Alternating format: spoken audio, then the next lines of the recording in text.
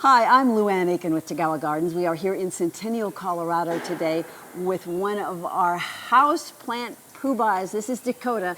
He's the supervisor of all things houseplant here at Tagawa's.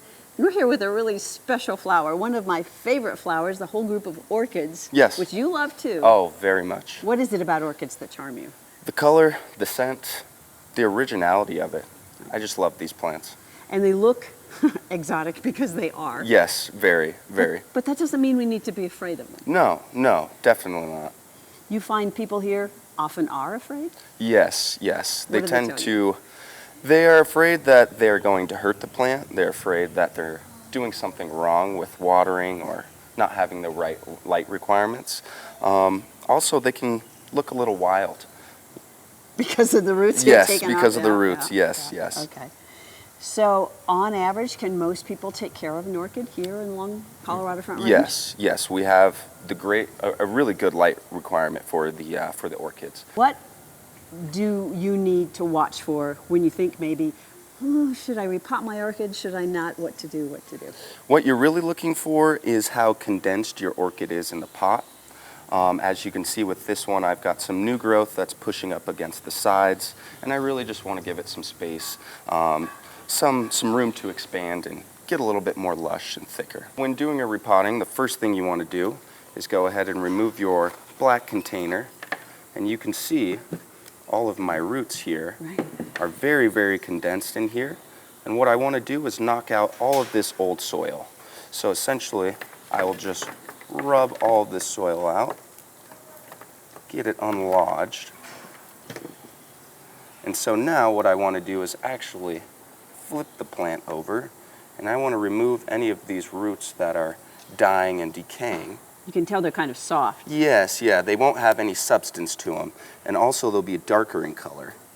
And as you're cutting back more roots, you might find little pockets of soil, and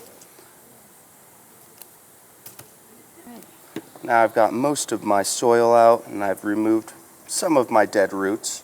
So now I'm going to start the repotting. You always want to start with a nice base layer of soil in your pot. And make sure it's pretty even at the bottom because... So you've got about 2 inches down in there? Yeah, about 2 inches. So now we're going to insert our plant into the new pot. As you can see, I still want them to be pretty high. Helping hand here? Yes, thank you. Now I'm just going to fill the gaps with some of this orchid media. So now I'm going to rotate this and fill my other side. So now that we've got all of our media in there, you can see he's very, very stable. He's not wobbling around. And he's got a lot of space to expand. And look at these beautiful flowers that we've got there. What about water and fertilizer now that he's back in his pot? So now that we've got him back in the pot, you can water him in that same day.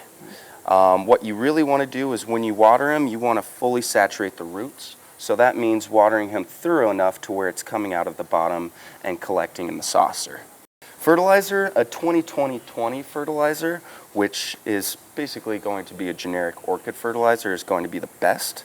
Now I do like the granulars because you can mix it in water and kind of control the strength of it a little bit easier. Would you fertilize right away or give it a little break? I would give it a little break because it's going to be in a new environment, so it's kind of stressful for the plant.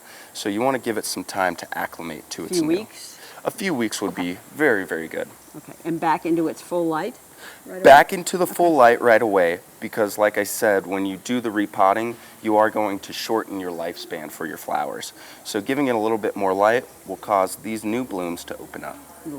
So we have a lot of beautiful flowers here at Tagawa's. Orchids, other exotics, very friendly people. Do indeed come see us at Tagawa's. We are your garden store and so much more.